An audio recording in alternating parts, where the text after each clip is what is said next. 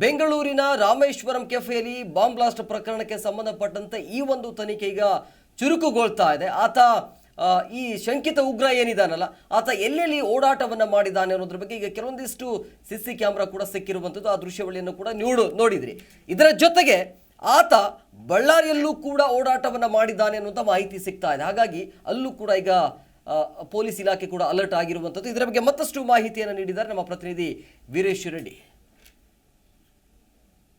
ಬೆಂಗಳೂರಿನ the Rameshwaram cafe bomb blast ಪ್ರಕರಣಕ್ಕೆ ಸಂಬಂಧಿಸಿದಂತೆ ಗಣ್ಯನಾಡು ಬಳ್ಳಾರಿಗೆ ತಡರಾತ್ರಿ ಎನ್ಐಎ ಅಧಿಕಾರಿಗಳ ತಂಡ ಭೇಟಿ ನೀಡಿ ಪರಿಶೀಲನೆಯನ್ನು ನಡೆಸಿದ್ದಾರೆ. ತಡರಾತ್ರಿಯಿಂದ ಇಂದು ಬೆಳಗಿನ ಜಾವ 9 ಗಂಟೆಯವರೆಗೆ ಬಳ್ಳಾರಿ ಬಸ್ ನಿಲ್ದಾಣದಲ್ಲಿ ಇಂಚಿಂಚು ಮಾಹಿತಿಯನ್ನು ಅಧಿಕಾರಿಗಳು ಪಡೆದುಕೊಂಡಿದ್ದಾರೆ. ಎನ್ಐಎ ತಂಡಕ್ಕೆ ಬಳ್ಳಾರಿ ಮತ್ತು ತುಮಕೂರು ಪೊಲೀಸರು ಕೂಡ ಒಂದು ಸಾಥನ್ನು ನೀಡಿದ್ದಾರೆ. ಆರೋಪಿಯು ರಾಮೇಶ್ವರಂ ಕೆಫೆಯಲ್ಲಿ ಬಾಂಬ್ ಬ್ಲಾಸ್ಟ್ ಮಾಡಿದ ಬಳಿಕ ತುಮಕೂರು ಮೂಲಕ ಬಳ್ಳಾರಿ ನಿಲ್ದಾಣಕ್ಕೆ ಬಂದಿರುವ ಕುರಿತು ಶಂಕಿಸಲಾಗಿದೆ. ಬಳ್ಳಾರಿ ಬಸ್ ನಿಲ್ದಾಣಕ್ಕೆ ಮಂತ್ರಾಲಯ ಗೋಕರ್ಣ ಬಸ್ ಮೂಲಕ ಭಟ್ಕಳಕ್ಕೆ ತೆರಳಿದ್ದಾನೆ ಎಂಬ ಮಾಹಿತಿಯನ್ನು ಕೂಡ ಎನ್ಐಎ ಅಧಿಕಾರಿಗಳ ತಂಡ ಮಾಹಿತಿಯನ್ನು ಕಲೆ ಹಾಕಿದ್ದಾರೆ. ಬಳ್ಳಾರಿಗೆ ಹೊಂದಿಕೊಂಡಿರುವ ಆಂಧ್ರಕ್ಕೂ ಬಾಂಬರ್ ತೆರಳಿರುವ ಶಂಕೆ ಹಿನ್ನೆಲೆಯಲ್ಲಿ ಆಂಧ್ರ ಪೊಲೀಸರಿಗೂ ಅಲರ್ಟ್ ಆಗಿರುವಂತೆ ಎನ್ಐಎ ಅಧಿಕಾರಿಗಳ ಒಂದು ಸಂದೇಶವನ್ನು ಕೂಡ ಇದೇ ಸಂದರ್ಭದಲ್ಲಿ ರವಾನೆ ಮಾಡಿದ್ದಾರೆ. ಎನ್ಐಎ ತಂಡದ ಅಧಿಕಾರಿಗಳು ಬಳ್ಳಾರಿ ಬಸ್ ನಿಲ್ದಾಣಕ್ಕೆ ಬಂದು ಪರಿಶೀಲನೆ ನಡೆಸಿದ್ದು, ಬಳ್ಳಾರಿಯಿಂದಲೇ ಬಾಂಬರ್ ಬೇರೆ ಕಡೆ ತೆರಳಿದ್ದ ಹಿನ್ನೆಲೆಯಲ್ಲಿ ಬಳ್ಳಾರಿಯ ಕೇಂದ್ರೀಯ ಬಸ್ ನಿಲ್ದಾಣದಲ್ಲಿ ಎನ್ಐಎ ಅಧಿಕಾರಿಗಳು ಮತ್ತಷ್ಟು ಮಾಹಿತಿಯನ್ನು ಕಲೆ ಹಾಕುತ್ತಿದ್ದಾರೆ. Veeresh Nayak, Zee Kannada news, Ballari. ಮಲೆ ಮಹದೇಶ್ವರ ಬೆಟ್ಟದಲ್ಲಿ ಸ್ವಾಮಿ ದೇವಾಲಯ ಇರುವಂಥ ಹಿನ್ನೆಲೆಯಲ್ಲಿ ಈಗ ಶಿವರಾತ್ರಿ ಬೇರೆ ಇದೆ. ಹಾಗಾಗಿ ಅಲ್ಲಿ ಶಿವರಾತ್ರಿ ಮಹೋತ್ಸವ ಇದೆ. ಸೊ ಅಲ್ಲಿ ಸಕಲ ಸಿದ್ಧತೆ ಕೂಡ ಮಾಡಿಕೊಳ್ಳಲಾಗ್ತಾ ಇದೆ. ಅಲ್ಲಿ ಸಿದ್ಧತೆ ಯಾವ ರೀತಿ ಆಗಿದೆ, ಜೊತೆಗೆ ಜಾತ್ರಾ ಮಹೋತ್ಸವ ಎಷ್ಟು ದಿನಗಳ ಕಾಲ ನಡೆಯುತ್ತೆ ಅನ್ನೋದ್ರ ಬಗ್ಗೆ ನಮ್ಮ ಪ್ರತಿನಿಧಿ ಸುರೇಂದ್ರ ಹೆಚ್ಚಿನ ಮಾಹಿತಿ ನೀಡಿದ್ದಾರೆ. ನೋಡೋಣ ಬನ್ನಿ. ನಾಡಿನ ಪ್ರಸಿದ್ಧ ಯಾತ್ರಾ ಕ್ಷೇತ್ರಗಳಲ್ಲಿ ಒಂದಾದಂತಹ ಚಾಮರಾಜನಗರ ಜಿಲ್ಲೆ ಹನೂರು ತಾಲೂಕಿನ ಮಲೆ ಮಹದೇಶ್ವರ ಬೆಟ್ಟದಲ್ಲಿ ಇಂದಿನಿಂದ ಮಾರ್ಚ್ 10ರ ತನಕ ಮಹಾಶಿವರಾತ್ರಿ ಜಾತ್ರಾ ಮಹೋತ್ಸವ ನಡೆಯಲಿದ್ದು, ಇಂದು ಅದ್ದೂರಿಯಾಗಿ ವಿಶೇಷ ಪೂಜೆಗಳ ಮೂಲಕ ಶಿವರಾತ್ರಿ ಜಾತ್ರೆ ಕ್ಷೇತ್ರದಲ್ಲಿ ಆರಂಭಗೊಂಡಿದೆ. ಇನ್ನು ಈಗಾಗಲೇ ಬೆಂಗಳೂರು, ರಾಮನಗರ, ಚನ್ನಪಟ್ಟಣ, ಬಿಡದಿ ಸೇರಿದಂತೆ 10 ಜಿಲ್ಲೆಗಳಿಂದ ಲಕ್ಷಾಂತರ ಮಂದಿ ಭಕ್ತರು ಕಾವೇರಿ ಸಂಗಮದ ಮೂಲಕ ಪಾದಯಾತ್ರೆಯನ್ನು ನಡೆಸಿಕೊಂಡು ಈಗಾಗಲೇ ಮಹದೇಶ್ವರ ಬೆಟ್ಟಕ್ಕೆ ಬಂದಿದ್ದಾರೆ. ಇದರ ಜೊತೆಗೆ ಪ್ರಾಧಿಕಾರವು ಕೂಡ ಸಕಲ ರೀತಿಯಲ್ಲೂ ಕೂಡ ಒಂದು ವ್ಯವಸ್ಥೆಯನ್ನು ಮಾಡಿಕೊಂಡಿದೆ. ಈ ಕುರಿತು ಮಲೆ ಮಹದೇಶ್ವರ ಬೆಟ್ಟ ಅಭಿವೃದ್ಧಿ ಪ್ರಾಧಿಕಾರದ ಕಾರ್ಯದರ್ಶಿ ರಘು ಅವರು ಜಿ ಕನ್ನಡ ನ್ಯೂಸ್ಗೆ ಮಾಹಿತಿಯನ್ನು ಕೊಟ್ಟಿದ್ದು, ಅಂದಾಜು 5 ರಿಂದ 6 ಲಕ್ಷ ಮಂದಿ ಭಕ್ತರು ಈ ಶಿವರಾತ್ರಿ ಜಾತ್ರಾ ಮಹೋತ್ಸವ ದಿನಗಳಲ್ಲಿ ಭೇಟಿ ನೀಡುವ ನಿರೀಕ್ಷೆ ಇದ್ದು, ಈಗಾಗಲೇ ಪ್ರಾಧಿಕಾರದಿಂದ 4 ಲಕ್ಷ ಲಡ್ಡುಗಳನ್ನು ತಯಾರಿ ಮಾಡಿಟ್ಕೊಳ್ಳಲಾಗಿದೆ. ಜೊತೆಗೆ ಪ್ರಸಾದ ಖಾಲಿ ಆಗ್ತಾ ಇದ್ದಂತೆಯೇ ಮತ್ತಷ್ಟು ಲಾಡು ಪ್ರಸಾದವನ್ನು ಮಾಡಲು ನಮ್ಮ ಬಾಣಸಿಗರು ಸಿದ್ಧವಾಗಿದ್ದಾರೆ ಅಂತ ಅವರು ಮಾಹಿತಿಯನ್ನು ಕೊಟ್ಟಿದ್ದಾರೆ. ಇನ್ನು ಲಕ್ಷಾಂತರ ಮಂದಿ ಭಕ್ತರಿಗೆ ಉಳಿದುಕೊಳ್ಳುವಂತಹ ಒಂದು ವ್ಯವಸ್ಥೆ ಆಗಿರ್ಬೋದು, ನೆರಳಿನ ವ್ಯವಸ್ಥೆ ಆಗಿರ್ಬೋದು, ಜೊತೆಗೆ 100ಕ್ಕೂ ಅಧಿಕ ಮೊಬೈಲ್ ಶೌಚಾಲಯಗಳನ್ನು ಸ್ಥಾಪನೆ ಮಾಡಲಾಗಿದೆ. ಇನ್ನು ಬಂದಂತಹ ಭಕ್ತರಿಗೆ ನಿರಂತರವಾಗಿ ಕ್ಷೇತ್ರದಲ್ಲಿ ದಾಸೋಹದ ವ್ಯವಸ್ಥೆಯನ್ನು ಮಾಡಲಾಗ್ತಾ ಇದೆ. ಜೊತೆಗೆ ಪಾದಯಾತ್ರೆ ಮೂಲಕ ಬಂದಂತಹ ಭಕ್ತರಿಗೆ ಅಲ್ಲಲ್ಲಿ ಕುಡಿಯುವ ನೀರಿನ ವ್ಯವಸ್ಥೆ ಹಾಗೂ ಮಡಿಕೆಯಲ್ಲಿ, ವಿಶೇಷವಾಗಿ ಮಡಿಕೆಯಲ್ಲಿ ನೀರನ್ನು ತುಂಬಿಟ್ಟು ಮಡಿಕೆ ನೀರನ್ನು ಕೂಡ ಭಕ್ತರಿಗೆ ಕೊಡುವ ಒಂದು ವ್ಯವಸ್ಥೆಯನ್ನು ಪ್ರಾಧಿಕಾರ ಮಾಡಿದೆ. ಇನ್ನು ಇದೇ ಮೊದಲ ಬಾರಿಗೆ ಮಲೆ ಮಹದೇಶ್ವರ ಬೆಟ್ಟ ಪ್ರಾಧಿಕಾರದ ವತಿಯಿಂದ ಕ್ಷೇತ್ರದಲ್ಲಿ ಮಾತೃಕುಟೀರ ಎಂಬ ಒಂದು ಕುಟೀರವನ್ನು ನಿರ್ಮಾಣ ಮಾಡಲಾಗಿದ್ದು, ಕ್ಷೇತ್ರಕ್ಕೆ ಬರ್ತಕ್ಕಂತಹ ಮಹಿಳಾ ಭಕ್ತರು ಯಾರಿರ್ತಾರೆ ಅವರು ತಮ್ಮ ಮಕ್ಕಳಿಗೆ ಹಾಲುಣಿಸುವ ಕೇಂದ್ರವನ್ನಾಗಿ ಈ ಮಾತೃಕುಟೀರವನ್ನು ತೆರಲಾಗಿದೆ. ಏಕಕಾಲದಲ್ಲಿ 10 ಮಂದಿ ಮಹಿಳೆಯರು ತಮ್ಮ ಮಕ್ಕಳಿಗೆ ಹಾಲುಣಿಸಬಹುದಾಗಿದ್ದು, ಎಲ್ಲ ರೀತಿಯಾದಂಥ ಅಚ್ಚುಕಟ್ಟು ವ್ಯವಸ್ಥೆಯನ್ನು ಆ ಮಾತೃಕುಟೀರದಲ್ಲಿ ಮಾಡಲಾಗಿದೆ. ಇನ್ನು ತುರ್ತು ಸಂದರ್ಭದಲ್ಲಿ ಅಗತ್ಯಕ್ಕೆ ಬೇಕಾದಷ್ಟು ಪ್ರಾಥಮಿಕ ಆರೋಗ್ಯ ಕೇಂದ್ರ ಹಾಗೂ ತಾತ್ಕಾಲಿಕ ಒಂದು ಆರೋಗ್ಯ ಕೇಂದ್ರಗಳನ್ನು ಕೂಡ ತೆರೆಯಲಾಗಿದ್ದು, ಸೂಕ್ತ ಪೊಲೀಸ್ ಬಂದೋಬಸ್ತ್ ವ್ಯವಸ್ಥೆಯನ್ನು ಕೂಡ ಕ್ಷೇತ್ರದ ಪ್ರಾಧಿಕಾರ ಮಾಡಿಕೊಂಡಿದೆ. ಜೊತೆಗೆ ವಿಶೇಷವಾಗಿ ಶಕ್ತಿ ಯೋಜನೆ ಇರ್ಬೋದು, ಜೊತೆಗೆ ಇನ್ನಿತರ ಯೋಜನೆಗಳಿಂದ ಮಹಿಳಾ ಭಕ್ತರ ಸಂಖ್ಯೆ ಅತ್ಯಧಿಕವಾಗಿ ಬರ್ತಾ ಇರುವ ಹಿನ್ನೆಲೆಯಲ್ಲಿ KSRTC ವತಿಯಿಂದ 500ಕ್ಕೂ ಅಧಿಕ ಜಾತ್ರಾ ವಿಶೇಷ ಬಸ್ಗಳನ್ನು ವಿವಿಧ ಜಿಲ್ಲೆಗಳಿಂದ ಬೆಟ್ಟಕ್ಕೆ ಬಿಡಲಾಗ್ತಾ ಇದೆ. ಒಟ್ಟಿನಲ್ಲಿ ಹೇಳಬೇಕು ಅಂತಂದರೆ ಮಲೆ ಮಹದೇಶ್ವರ ಬೆಟ್ಟದಲ್ಲಿ ಭಕ್ತ ಸಾಗರವೇ ಹರಿದು ಬಂದಿದ್ದು, ಜಾತ್ರೆ ವೈಭವ ಮತ್ತು ಜಾತ್ರೆಯ ಸಡಗರ ಜೋರಾಗಿದೆ. Surendra, Zee Kannada news, Chamarajanagar.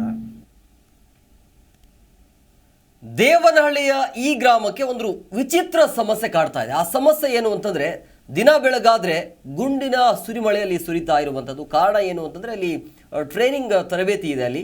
So ಅಲ್ಲಿ ಸಾಕಷ್ಟು ಸಮಸ್ಯೆ ಆಗ್ತಾ ಇದೆ. ಅಂದರೆ ಜನರು ಭಯದಿಂದಲೇ ಬದುಕುವಂಥ ಪರಿಸ್ಥಿತಿ ನಿರ್ಮಾಣ ಆಗಿದೆ. ಇದೇ ವಿಚಾರಕ್ಕೆ ಸಂಬಂಧಪಟ್ಟಂತೆ ನಿಮ್ಮ ಜಿ ಕನ್ನಡ ನ್ಯೂಸ್ ವರದಿಯನ್ನು ಮಾಡುತ್ತೆ. ಈ ರೀತಿಯಾಗಿ ಸಮಸ್ಯೆ ಆಗ್ತಾ ಇದೆ ಅಂತೇಳಿ ತಕ್ಷಣ ಅಧಿಕಾರಿಗಳು ಕೂಡ ಎಚ್ಚೆತ್ತುಕೊಂಡು ಅಲ್ಲಿ ಆ ಸ್ಥಳಕ್ಕೆ ಭೇಟಿಯನ್ನು ಕೊಡ್ತಾರೆ. ಸೊ ಹಾಗಾಗಿ ಭೇಟಿ ಕೊಟ್ಟಾದ ನಂತರ ಆ ಒಂದು ಗ್ರಾಮದ ಪರಿಸ್ಥಿತಿ ಹೇಗಿದೆ, ವಾತಾವರಣ ಹೇಗಿದೆ ಅನ್ನೋದ್ರ ಬಗ್ಗೆ ನಮ್ಮ ಪ್ರತಿನಿಧಿ ಪ್ರತ್ಯಕ್ಷ ವರದಿಯನ್ನು ಕೊಟ್ಟಿದ್ದಾರೆ. ನೋಡೋಣ ಬನ್ನಿ. ನಾವೀಗ ಇರ್ತಕ್ಕಂಥದ್ದು ಬೆಂಗಳೂರು ಗ್ರಾಮಾಂತರ ಜಿಲ್ಲೆಯ ದೇವನಹಳ್ಳಿ ಪಟ್ಟಣ ಸಮೀಪ ಇರ್ತಕ್ಕಂಥ ನೀಲೇರಿ ಗ್ರಾಮದ ಬಳಿ ಇರ್ತಕ್ಕಂಥದ್ದು. ಈ ಪಕ್ಕದಲ್ಲಿರ್ತಕ್ಕಂಥ ಆವತಿ ಬೆಟ್ಟದಿಂದ ಪೊಲೀಸ್ ತರಬೇತಿ ಕೊಡ್ತಿದ್ದಾರೆ ಸುಮಾರು ಹಲವಾರು ದಿನಗಳಿಂದ. ಅಲ್ಲಿಂದ ಬರ್ತಕ್ಕಂಥ ಆ ಗುಂಡುಗಳಿಂದ ಏನಿದೆ ನೇರವಾಗಿ ನೀಲೇರಿ ಗ್ರಾಮದ ಬಳಿ ಇರ್ತಕ್ಕಂಥ ಊರಿನ ಮೇಲೆ ಶೀಟ್ಗಳ ಮೇಲೆ ಬೀಳ್ತಿದೆ ಅಂತೇಳಿ ಒಂದಷ್ಟು ಜನಸಾಮಾನ್ಯರು ಆರೋಪನ ಮಾಡ್ತಿರ್ತಕ್ಕಂಥ ನಾವೀಗ ಆ ದೃಶ್ಯಗಳಲ್ಲಿ ನೋಡ್ಬೋದು. ಇಲ್ಲೇ ನೀಲೇರಿ ಗ್ರಾಮದಲ್ಲಿ ಇರ್ತಕ್ಕಂಥ ಹಾಲು ಉತ್ಪಾದಕರ ಸಂಘದ ಆವರಣದಲ್ಲಿ ನಾವಿರ್ತಕ್ಕಂಥದ್ದು. ಪಕ್ಕದಲ್ಲಿ ಇರ್ತಕ್ಕಂಥ ಸರ್ಕಾರಿ ಶಾಲೆ ಸಹ ಇರ್ತಕ್ಕಂಥದ್ದು.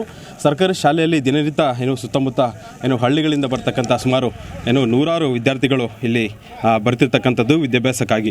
ಆ ವಿದ್ಯಾರ್ಥಿಗಳಿಗೂ ಸಹ ಮಕ್ಕಳಿಗೂ ಸಹ ಎಲ್ಲೋ ಒಂದು ಕಡೆ ತಮ್ಮ ಪೋಷಕರು ಮಕ್ಕಳನ್ನು ಕಳಿಸೋ ನಿಟ್ಟಿನಲ್ಲಿ ಸಮಸ್ಯೆಯನ್ನು ಒಂದಷ್ಟು ನಮ್ಮ ಮಕ್ಕಳಿಗೆ ಪ್ರಾಣ ಅಪಾಯ ಆಗ್ಬೋದು ಅಂತ ಒಂದಷ್ಟು ಅಂಥದ್ದು.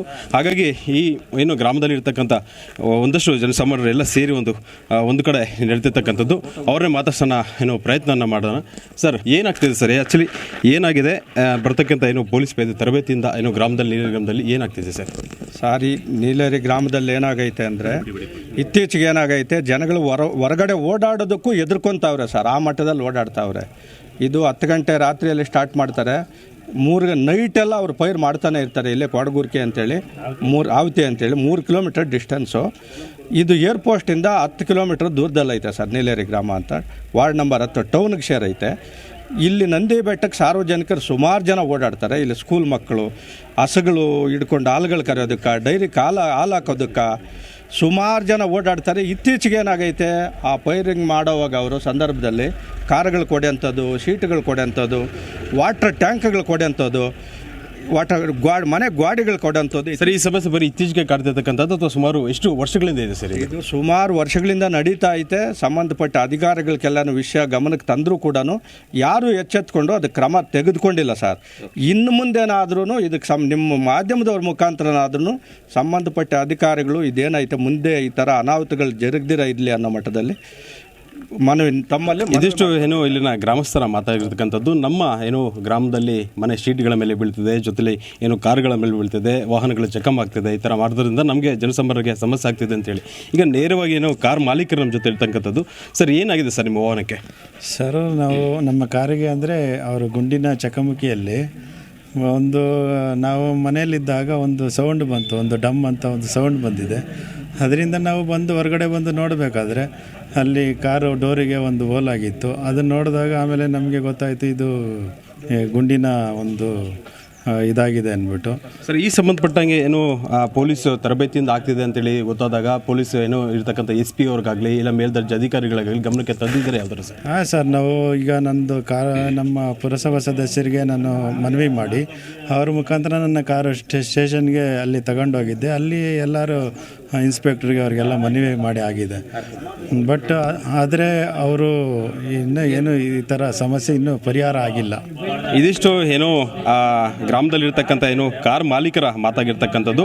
ನಾವೀಗ ದೃಶ್ಯಗಳು ನೋಡ್ಬೋದು. ಮಾರುತಿ ರಿಟ್ಸ್ ಕಾರು ಬಳಿ ಇರ್ತಕ್ಕಂಥದ್ದು. ನಾವು ಆ ಮಾರುತಿ ರಿಟ್ಸ್ ಕಾರ್ಗೆ ಏಕೈಕಿ ಇಲ್ಲಿಂದ ಪಕ್ಕದಲ್ಲಿರ್ತಕ್ಕಂಥ 2 ರಿಂದ 3 ಕಿಲೋಮೀಟರ್ ದೂರದಲ್ಲಿರ್ತಕ್ಕಂಥ ಅಲ್ಲಿಂದ ತರಬೇತಿ ಸ್ಥಳದಿಂದ ನೇರವಾಗಿ ಗುಂಡುಗಳು ಬಿಡ್ತಕ್ಕಂಥ ಆ ಗುಂಡಿನ ಡೈರೆಕ್ಟ್ ಏಕೈಕಿ ಬಂದ ಕಾರ್ಗಲ್ಲಿ ಬಿದ್ದಿರ್ತಕ್ಕಂಥದ್ದು. ಕಾರ್ ಕೂಡ ಹೋಲಾಗಿರ್ತಕ್ಕಂಥದ್ದು ನಾವೇನೋ ದೃಶ್ಯಗಳನ್ನು ನೋಡೋದು. ಮತ್ತೊಮ್ಮೆ ಇಲ್ಲಿ ಬರೀ ಕಾರ್ ಅಂತಲ್ಲ, ಇಲ್ಲಿರ್ತಕ್ಕಂಥ ಸುತ್ತಮುತ್ತ ಇರ್ತಕ್ಕಂಥ ಸುಮಾರು ಮನೆಗಳ ಶೀಟ್ಗಳು ಸಹ ಹೊಡೆದೋಗಿದೆ. ಜೊತೆಲಿ ಇರ್ತಕ್ಕಂಥ ಜನಸಾಮಾನ್ಯರಿಗೆ ತೀರಾ ಪ್ರಾಣವನ್ನು ಕೈಲಿ ಹಿಡ್ಕೊಂಡು ಓಡಾಡ್ತಕ್ಕಂಥ ಪರಿಸ್ಥಿತಿ ಎದುರಾಗಿರ್ತಕ್ಕಂಥದ್ದು. ನಿಜಕ್ಕೂ ಅಧಿಕಾರಿಗಳು ಪೊಲೀಸ್ ತರಬೇತಿಯಿಂದ ಜನಸಾಮಾನ್ಯರಿಗೆ ರಕ್ಷಣೆ ಮಾಡಬೇಕಂತ ಕೊಡ್ತಿರೋ ತರಬೇತಿ ಜನಸಾಮಾನ್ಯರಿಗೆ ಎಲ್ಲೋ ಒಂದು ಕಡೆ ಆಪತ್ತಾಗ್ತಿದೆ ಅಂತಕ್ಕಂಥ ಒಂದಷ್ಟು ಮಾಹಿತಿಗಳು ಗ್ರಾಮಸ್ಥರ ಆರೋಪ ಆಗಿರ್ತಕ್ಕಂಥದ್ದು. ನಿಜಕ್ಕೂ ಅಧಿಕಾರಿಗಳು ಎಚ್ಚೆತ್ತುಕೊಂಡು ಈ ಬಗ್ಗೆ ನೀಲೇರಿ ಗ್ರಾಮಸ್ಥರಿಗೆ ಒಂದು ರೀತಿ ಇಲ್ಲಿರ್ತಕ್ಕಂಥ ಭಯಭೀತಿ ಇರ್ತಕ್ಕಂಥದ್ದು ವಾತಾವರಣವನ್ನು ಎಂದಷ್ಟು ಗ್ರಾಮಸ್ಥರ ಆಗ್ರಹ ಆಗಿರ್ತಕ್ಕಂಥದ್ದು. ಕ್ಯಾಮ್ರಾಮನ್ ಶಶಿ ಜೊತೆ ವೆಂಕಟೇಶ್ ಬೂದಿಗೆರೆ, ಜಿ ಕನ್ನಡ ನ್ಯೂಸ್, ದೇವನಹಳ್ಳಿ. ಇದೇಷ್ಟು ಇವರೆಗಿನ ಅಪ್ಡೇಟ್ಸ್. ಮತ್ತಷ್ಟು ಅಪ್ಡೇಟ್ಸ್ಗಾಗಿ ನೋಡ್ತಾ ಇರಿ ಜಿ ಕನ್ನಡ ನ್ಯೂಸ್. ಸತ್ಯವೇ ಸುದ್ದಿಯ ಜೀವಾಳ.